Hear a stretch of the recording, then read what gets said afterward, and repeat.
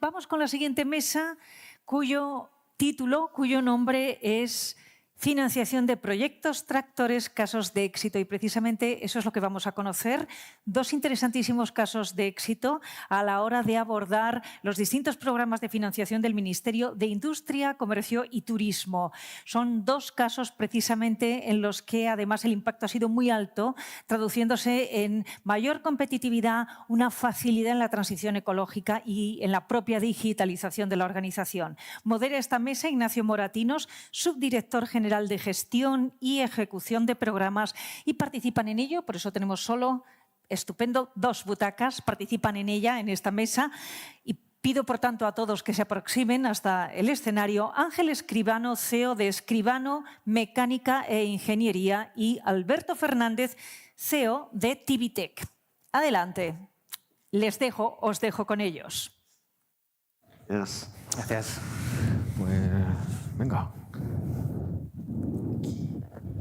¿Qué haces? Venga, eso es increíble.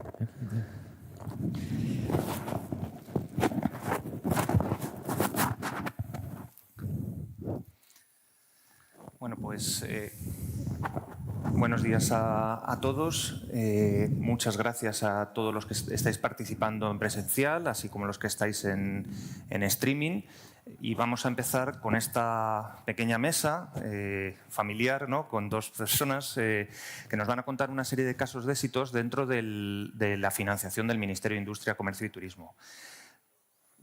Como nos han introducido, nosotros somos la Subdirección General de Gestión y Ejecución de Programas, que la verdad es que es un nombre que refleja poco lo que hacemos. Realmente un nombre más adecuado sería la Subdirección General de Apoyo a la Financiación Industrial, porque partimos de una premisa, es decir, dentro de lo que sería una política ministerial de apoyo a la industria hay que abordar diferentes vectores, diferentes palancas, y una de ellas es la financiación. La financiación es fundamental y entendemos que se produce un hecho diferencial respecto a otros sectores y que en cierta medida hay que suplir con el objeto de llegar a ese 20% de aportación de la industria dentro del PIB de una economía, que es un reto que nos hemos marcado todos los países en la Unión Europea. Hemos visto y tenemos estudios que indican que la financiación industrial está lejos. La financiación industrial, cuando hablo de este tema, me refiero a financiación industrial a largo plazo, para el crecimiento y para la mejora de la competitividad a largo plazo. Y hemos visto que esta financiación está lejos de estar resuelta única y exclusivamente por el sector privado. Por tanto, aquí, ante ese fallo de mercado, hemos articulado una serie de líneas, una serie de programas que gestionamos nosotros directa o indirectamente y, además, con fondos del presupuesto general del Estado o con fondos de la Unión Europea, para, de alguna forma, imbuir esa política de financiación para mejora de la competitividad y para el crecimiento orgánico de las empresas industriales. Y bueno, pues tenemos algunos programas y algunas líneas como pues actualmente sería el Fondo de Apoyo a la Inversión Industrial Productiva, que es un sucesor de una línea que llevamos desde hace muchos años, que es el programa Reindus, que lo que pretende es apoyar a la financiación, ahí hablamos de financiación pura, de la empresa industrial y su desarrollo productivo. Y bueno, tenemos aquí precisamente casos de apoyo con programa Reindus que nos contarán. Además de esto, tenemos muy imbricado en los fondos europeos pues, programas como el de activa financiación, que entra de lleno en la digitalización y que pretende la transformación digital de la empresa industrial, pero directamente implementando esa digitalización precisamente en el ámbito real, caso práctico de la empresa. Es una línea que ya lleva funcionando desde 2017 y que ahora se beneficia de la entrada de fondos europeos con más partida, más presupuesto y subvenciones, ¿de acuerdo?, directas. Aquí hablamos también de subvenciones. Y luego tenemos otra línea que aborda pues, planes de innovación y sostenibilidad de la empresa industrial. Además de esto, que gestionamos directamente, pues tenemos otra serie de líneas también dentro del ámbito. Este año se ha sacado una línea especial de máquina-herramienta para favorecer la incorporación o la sustitución de maquinaria dentro de la empresa industrial. Y comentaros también pues, que dentro de lo que sería la componente 13 que ha salido en esta jornada referente a la PYME, pues también se está desarrollando un programa de emprendimiento industrial que no gestionaremos nosotros directamente, sino se hará a través de las sociedades de garantía recíproca. Con esto lo que quería transmitiros es que tenemos un elenco digamos, de programas que pueden favorecer pues, ese desarrollo industrial. Y yo creo que, dicho esto, me voy a centrar ya más en estos casos de éxito que vais a ver que parten en ambos casos de empresas que nacen en un entorno familiar y han alcanzado un crecimiento bastante considerable en estos últimos años y en el que, pues de alguna forma, el Ministerio de Industria ha participado. Sin más, quería empezar a presentaros a Ángel Escribano. Ángel es CEO de la empresa Escribano Mechanical and Engineering. Es una empresa que bueno, me ha comentado que inicialmente nace como un proyecto de su padre, ¿verdad? Sí. Directamente, y transiciona hacia una empresa en el año 98, ¿no? A partir de ahí, pues empieza a trabajar el tema de mecanizado, empieza a expandirse y en un momento dado entra en la línea, digamos, o en el apoyo en sistemas de seguridad y defensa. Es una empresa muy especializada tanto en aplicaciones como tratamientos para mecánicos, ópticos y eléctricos, electrónicos, y pues ha tenido además una aportación bastante gloriosa, ¿no? en los últimos años con el tema de la pandemia y de la crisis. Y yo quería precisamente en este ámbito, la primera pregunta que te quería hacer, Ángel, es sobre el tema de la pandemia, ¿no? que ahora nos contarás porque vuestro relato sobre cómo habéis tenido. ¿Cómo ves que ha sido el tema de la pandemia? Retrospectivamente, ¿estábamos preparados para esta situación? Y ¿cuáles son un poquito tus percepciones al respecto? Hola, muy buenos días a todos. Gracias, Ignacio, por tu introducción y un poco por ir respondiendo a tu pregunta. Pues la verdad es que yo creo que no había nadie preparado para la pandemia, ¿no? Porque era algo inesperado, ¿no? Pero sí que se podría decir que estábamos mucho más preparados de lo que podríamos haber. Si lo hubiéramos planificado, seguro que no nos hubiera salido a lo mejor igual, ¿no? Entonces, en nuestro caso, cuando se vivieron los primeros momentos de la pandemia, de que todo el mundo se quedaba en casa y demás, pues la verdad es que sí que teníamos las herramientas para poder estar en casa, sobre todo la parte no productiva, la parte que era más de la ingeniería y del desarrollo de las aplicaciones, estaba totalmente... tenía todos los medios para poder trabajar desde casa, tenía todas las aplicaciones. Yo creo que una cosa que nadie ha hecho en falta o que nadie valoraba demasiado era la gran cantidad de elementos que teníamos para estar conectados desde casa, ¿no? Y luego lo que sí nos afectó un poco más, pues sí fue la parte productiva. La verdad es que las máquinas no se las quería llevar nadie a casa y por eso esa parte sí nos afectó, aunque bueno, creo que también lo pudimos capear de la mejor forma posible, ¿no? Porque quizá en la parte de nuestro sector sí podía seguir trabajando, hubo gente que venía a trabajar habitualmente y otra pues hizo la cuarentena o las medidas que se decretaron. Muchas gracias, Ángel. Sí que es verdad que me gustaría que contaseis un poquito cuál fue vuestra aportación en el ámbito de la pandemia, porque bueno, yo creo que es bastante reseñable, es un caso de éxito de colaboración público-privada, evidentemente. Pues sí, la verdad es que bueno, antes me encontraba con una de las personas del Ministerio de Industria que más trabajó conmigo o con nosotros esta parte del proyecto y la verdad es que fue un trabajo increíble que se gestó pues, en los primeros días de la pandemia.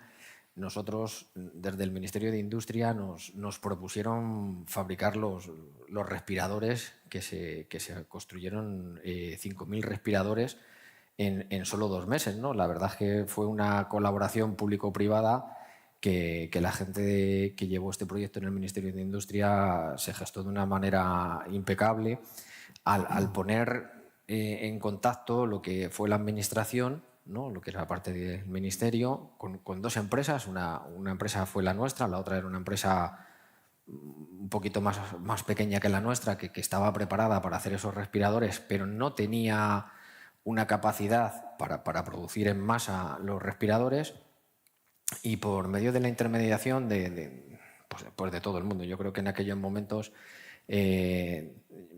pues desde la ministra de Industria a todo el mundo del ministerio, pues estuvo trabajando para que aquello saliera adelante. Se hicieron grandes maratones de trabajo para conseguir hacerlo, y verdaderamente se consiguió poner en producción una línea de producción para producir estos equipos que se hicieron en un tiempo récord, moviendo muchísima gente, incluso personal de otros ministerios que estaban en otros países, que ayudaban a conseguir componentes que no existían, ¿no? Y visto eso, la parte industrial fue un caos, el poner todo aquello en marcha, ¿no? Y demasiada presión, pero se consiguió y se hizo un gran trabajo, y no exento de esfuerzo, evidentemente, pero vamos, fue bastante positivo y una experiencia muy bonita. Pues sí, por supuesto. Y bueno, también nos sirvió en cierta medida, para tener también conocimiento interno, porque bueno, también ese año excepcionalmente sacamos una línea de ayudas precisamente para la fabricación de esos productos considerados de emergencia, y bueno, pues tuvo un apoyo específico para una serie de empresas industriales. Bueno, quería también hablar con Alberto Fernández Sutil, que es el CEO de Tevitec System Glass. También estamos hablando aquí en este caso de una empresa familiar, una empresa que nace en 2008, precisamente en un momento pues que, como todos recordaréis, un momento muy malo, un momento de crisis económica importante. Nace en Cubillos de Sil, en León, y pues de un proyecto, una idea, una visión de una empresa, pasamos actualmente a una empresa que tiene más de 500, o que en torno a 500 trabajadores, con, si no me equivoco mal, 5 centros productivos en España, más uno en Sao Paulo, en Brasil. Dos de los centros productivos españoles están en León. Tres en el Bierzo. Ah, perfecto. Y 2 en Canarias, ¿no? Es decir, que al final tenéis efectivamente, una amplia distribución territorial, y bueno, pues son un referente español, por supuesto, y europeo en dar soluciones técnicas de vidrio, tanto plano como curvo, para el sector residencial. Y bueno, pues tiene alguna serie de proyectos emblemáticos que yo creo que nos tendrás tiempo de contarnos, ¿no? Entonces, la primera pregunta es obvia, es decir, ¿cómo se pasa de una empresa que nace en 2008 con esos inicios y digamos, y esa idea a pasar en el momento actual a una posición pues, internacionalmente reconocida y en tan poco tiempo? Es decir, ¿cuál es tu visión al respecto? Bueno, buenos días a todos. Gracias, Ignacio, Galo, gracias al Ministerio. Realmente nosotros, pues sí, en el 2008 pusimos en marcha una industria que es la industria de transformación de vidrio. La pusimos en el Bierzo, en una zona evidentemente mal comunicada, pero los milagros existen, pero no existen, o sea, todo tiene un porqué. Nuestro proyecto estaba muy forjado, creíamos en el proyecto y sabíamos que era un proyecto globalizado, o sea, un proyecto internacional, un proyecto que desde el principio queríamos evitar las crisis, porque nuestro producto, lo que pensábamos era crear un producto que viajase bien a todo el mundo. Por lo tanto, con eso podíamos evitar las crisis que se pudieran producir de forma transitoria pues, en un país concreto. Pero bueno, cuando digo los milagros, lo digo de verdad. Nosotros en el 2008, cuando presentamos nuestro proyecto, tanto al sector público como al sector privado, pues realmente la acogida fue del Ministerio de Industria. O sea, el Ministerio de Industria, en nuestro caso, podemos decir que fue el padre, la madre de que este proyecto hoy en día sea un éxito, sea una realidad. ¿Por qué? Porque nos encontramos con un Ministerio de Industria tremendamente ágil, o sea, algo que realmente desde las afueras, desde fuera, ¿no? No lo concibes, y te encuentras con un Ministerio de Industria donde todo el equipo es ágil, descubre el proyecto, lo entiende, lo examina y te lo apoya. Porque en este momento de inicio del 2008 estábamos en plena vorágine y el sector privado, el sector bancario, pues no tenía en ese momento una visión de apoyar un proyecto industrial a largo plazo, sino pues acompañarte mucho más en el sistema pues, de confirming, sistemas financieros.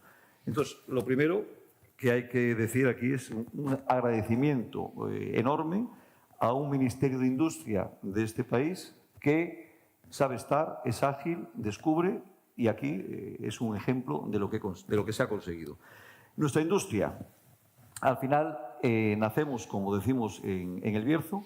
Actualmente tenemos más de 200.000 metros cuadrados productivos. Tenemos la maquinaria, yo os diría que más sofisticada de Europa ahora mismo. Nuestro mercado es globalizado, o sea, nosotros hacemos obras singulares fundamentalmente y las hacemos en todo el mundo. Si nos centramos en Madrid, pues ejemplos de nuestras obras son todas, si vamos por Castellana, pues desde el Corte Inglés de Castellana al Hospital de Móstoles, o si vamos los últimos edificios, pues la sede del Metro Madrid, o la sede de L'Oréal, o la sede de Repsol. O sea, cualquier edificio en Madrid o en cualquier parte del mundo singular, pues pasa por nuestra industria. Ahora mismo estamos haciendo 2 o 3 rascacielos en Nueva York, terminamos la sede de Google en California. Estamos realmente en los 5 continentes y la ventaja es que nuestro producto se fabrica, es muy industrializado, permite hacer grandes transformaciones con mucha eficiencia energética y se produce en España y se lleva a todas las partes del mundo. La base del éxito o del crecimiento rápido entre el 2008 y ahora, que partimos en el 2008 con 0 euros de facturación y vamos a terminar este año, incluso con la pandemia, crecimos un 20%, vamos a terminar con una facturación de 150 millones de euros y tenemos en el Ministerio de Industria un nuevo proyecto industrial con una inversión de 65 millones de euros para poder ir alcanzando nuestro objetivo en los próximos años de llegar a 300 millones de euros de facturación y convertir a España en uno de los sectores de la transformación del vidrio más potentes del mundo. Ahora mismo, yo os diría que con esto que tenemos y con esta inversión futura, precisamente nos podemos situar en uno de los 5 influencers mayores de la transformación de vidrio en el mundo. Muy bien, pues muy interesante. Y yo creo que lo que se está viendo aquí es empresas que tienen un origen humilde, ¿no? Y gracias a un proceso adaptativo, y aquí está la palabra fundamental, un proceso adaptativo, consiguen llegar a unos niveles que ellos mismos jamás pensaron. Creo que es muy importante la palabra adaptación y, si queréis, voy a hacer ahora una serie de preguntas que van relacionadas con ese ámbito. Y en esa adaptación creo que es donde la industria 4.0, la digitalización de los procesos y de los productos, es donde entra en juego, ¿no? Es un vector, una palanca importante de actuación. Ángel, te quería preguntar, en este caso, sobre, bueno, pues la modernización y la automatización de procesos productivos en tu empresa, desde el inicio hasta ahora, cómo de alguna forma la digitalización ha entrado a formar parte de vuestro día a día, de vuestro ADN y, bueno, pues, ¿qué nos podéis contar respecto de este ámbito? Bueno, la verdad es que la digitalización en la industria que yo conozco, que de hecho es la del sector defensa, aeronáutico y seguridad, la verdad es que se podría decir que cambia todos los años, ¿no? Va demasiado rápido, ¿no? Antes he escuchado que que la gente estudiaba una carrera hace 30 años y más o menos tardaban como 15 en estar desactualizados. Y luego ha dicho esta persona que ahora se tarda 5. Yo creo que es hasta exagerado. Yo creo que prácticamente se tarda poquísimo, no en estar desactualizado, evidentemente, pero sí en no estar en la última de las tecnologías, ¿no? También se dice que estamos en la industria 4.0 y habría que, a lo mejor hay que hacérselo ver, y lo mismo que estamos llegando a la 5, a lo mejor, ¿no? Porque verdaderamente lo que estábamos viendo hace 2 años en el sector de la maquinaria, pues verdaderamente están viniendo cosas nuevas que la están dejando casi obsoleto en menos de 2 años la forma de trabajar o la forma de esos procesos, ¿no? O maquinaria, como es en nuestro caso, que antes solo hacía una función y ahora hace 2 o 3, ¿no? Entonces, estar preparado para acometer esos cambios es la formación continua, el estar muy conectados a las nuevas tecnologías, que yo creo que la mayoría de la gente también ya lo está, ¿no? A todos nos pasa en nuestra vida cotidiana que cambiar de móvil cada vez que puedes o cada poco tiempo y tienes nuevas versiones de todo, ¿no? Entonces, la verdad es que va demasiado deprisa. Yo creo que no llegamos a tener una tecnología consolidada cuando prácticamente tienes otra a tu disposición. Además, en vuestro cliente, ¿no? Entiendo que lo de estar digitalizado es un must, o sea, no es una opción en ningún caso. No es una opción. La verdad es que o estás con la última tecnología que tienes de comunicación con ellos y con la forma de producir el producto o la implementación de nuevos sistemas, o estás fuera. Efectivamente.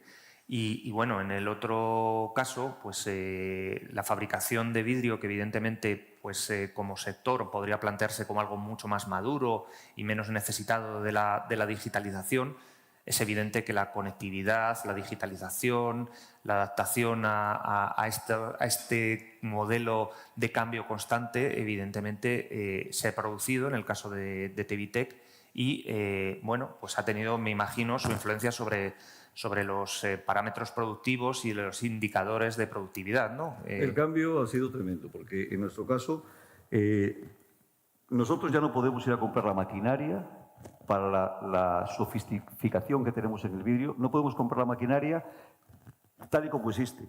Entonces, ¿qué hemos tenido que hacer? Pues en los últimos años lo que hemos tenido que hacer es ir al tecnólogo que realmente sabe fabricar la maquinaria, pero decirle nuestra experiencia, cómo necesitamos que fabrique la maquinaria. Entonces, ya desde hace 3 o 4 años, lo que hacemos es colaborar. El tecnólogo que sabe fabricar la maquinaria y nosotros que sabemos lo que necesitamos de esa maquinaria, unir esfuerzos para crear esa maquinaria que realmente es la que te va a dar un grado de productividad. Entonces, la digitalización para mí tiene muchos aspectos en nuestra industria, creo que muchas más industrias, pero la digitalización al final es productividad, porque en nuestro caso tienes que ir a un producto que, dicho vulgarmente, es el bueno, bonito, barato, pero que al final es servicio, calidad, precio. O sea, tienes que conseguir el mejor producto llevado a Estados Unidos o a Nueva York y que seas mucho más competitivo, con transportes incluidos, que cualquier producto que se haga en la cercanía.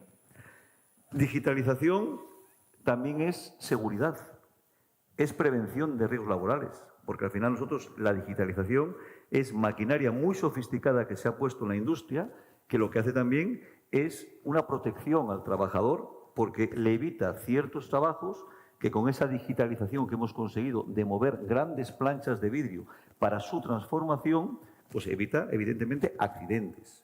Pero la digitalización también es innovación.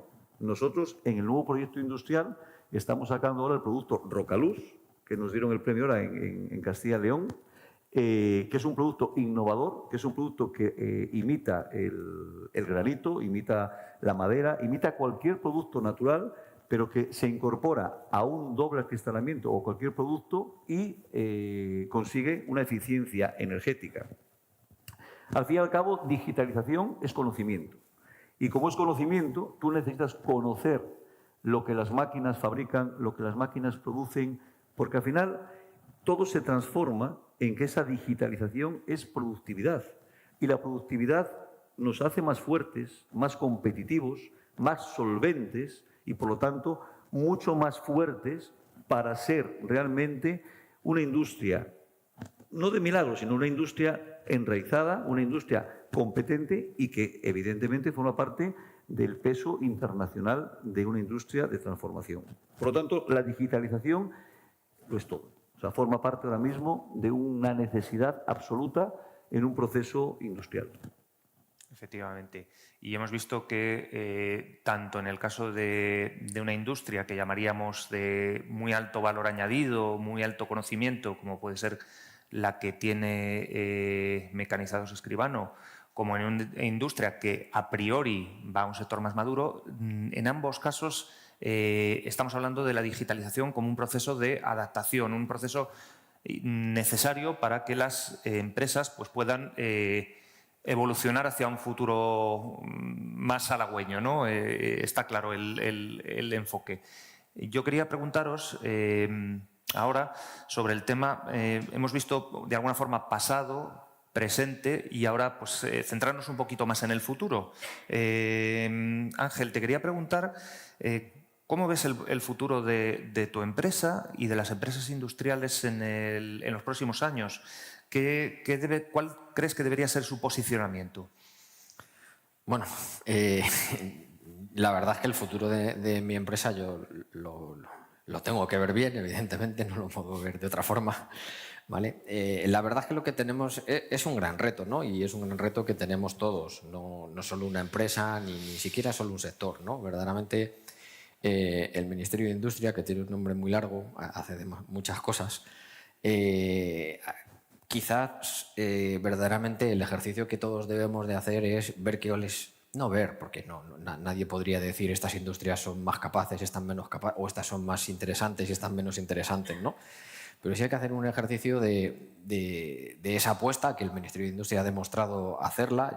Yo soy valedor de ella y beneficiario de ella en los programas de Reindus, que antes tú has comentado.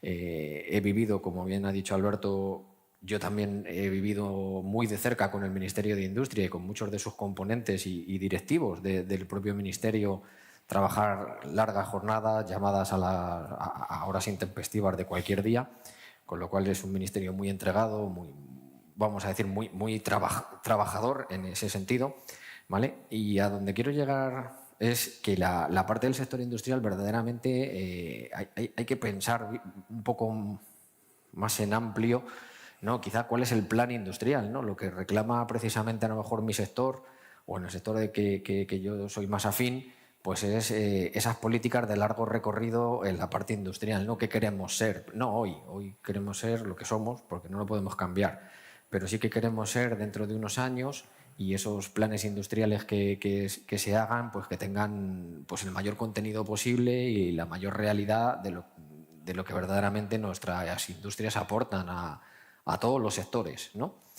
Y bueno, yo creo que vamos en la línea correcta, ¿no? Pero sí que hay que hacer un poco más de quizás un análisis de cuáles son las grandes capacidades. Está claro que el caso de Alberto pues es un Tier 1 o una de las mejores empresas que en su producto. En nuestro caso, también somos un líder en nuestro sector. Tenemos uno de los productos que nosotros fabricamos, es el segundo más vendido en el mundo, ¿no?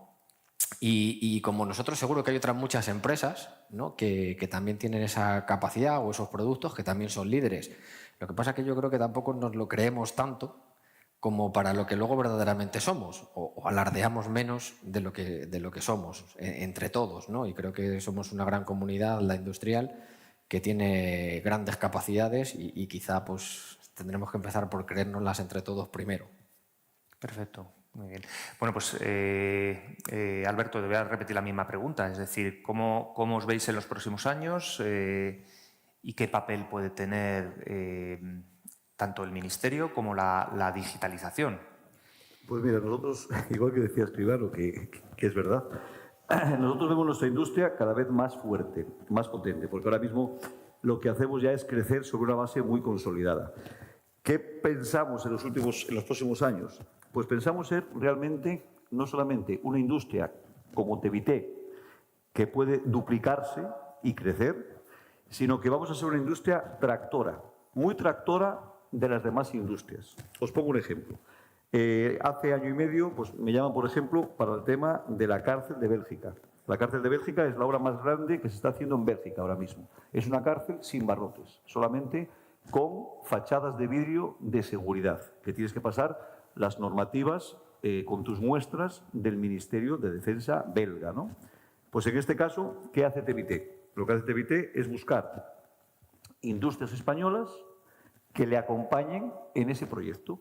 Entonces, donde un proyecto para Tevité en la fabricación de ese vidrio sería una venta pues, de 6 millones de euros, lo que hace Tevité es acompañar o buscar a 2 industrias españolas que van a ese proyecto y terminan facturando 20 millones de euros. Entonces, la industria tiene que ser una industria de colaboración, de compartir. Es decir, una industria que el Ministerio de Industria ha apoyado desde el 2008, ¿qué tiene que hacer? Seguir creciendo, invirtiendo.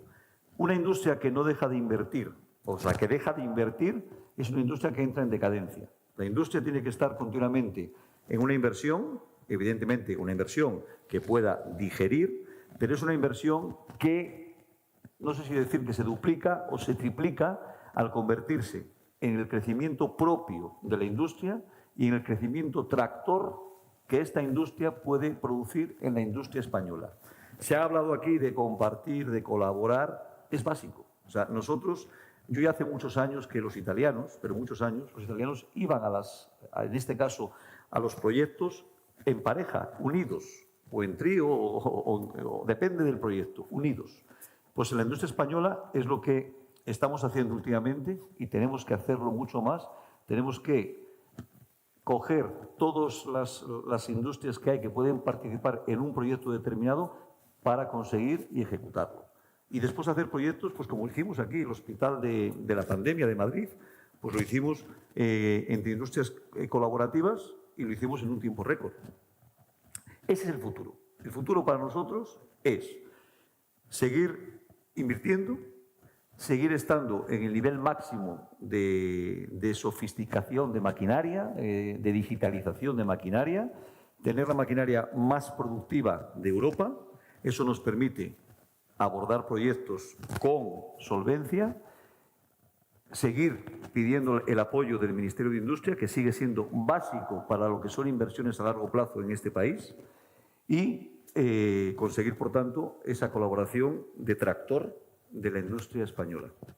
Muy bien, pues cuentas precisamente unas cosas muy interesantes que creo que es importante recalcar, ¿no?, como mensaje final. Es decir, primero, pues evidentemente a nadie se le escapa que estas empresas ahora mismo son grandes, pero fueron pymes, es decir, que no nacieron siendo grandes, nacieron en un entorno familiar y han crecido. Y precisamente es uno de los grandes retos de la industria española. Es decir, comparativamente con otros países, pues necesitamos eso, necesitamos una capacidad de adaptación, una capacidad de inversión, y esa inversión pues, debería venir del sector privado, pero adicionalmente, para aquellos casos en los que no pueda o no quiera llegar, para eso está el sector público. Y por último, también apuntáis, y ha salido en varias contestaciones, el tema de la colaboración y del efecto tractor, ¿no? Esos son dos ámbitos fundamentales en los que tenemos que ir trabajando tanto desde lo público como desde lo privado, porque es lo que va a permitir pues, ese crecimiento de las empresas, esa generación de nuevos proyectos y esa, al final, mayor aportación de la industria dentro del PIB español, que como política entiendo que de Estado y de Gobierno pues es algo que todos estamos, existe un amplio consenso, que es lo que queremos. Pues yo por mi parte, bueno, esto es un poco lo que queríamos comentaros. No sé si el público tiene alguna pregunta que quiera hacernos ya para finalizar la mesa. No vemos, yo personalmente no veo nada, pero entiendo que si no esto, pues entiendo que no hay ninguna pregunta. Bueno, pues Ángel, Alberto, agradeceros el grandísimo honor de teneros en esta mesa y nos ha servido, pues entiendo, muy bien para entender cuáles son, de alguna forma, los resortes, palancas y formas en las que, ya digo, empresas con un origen normal, familiar, pues han tenido esta fantástica evolución. Muchísimas gracias. Gracias. El honor y la gratitud es nuestra. Sí. Gracias.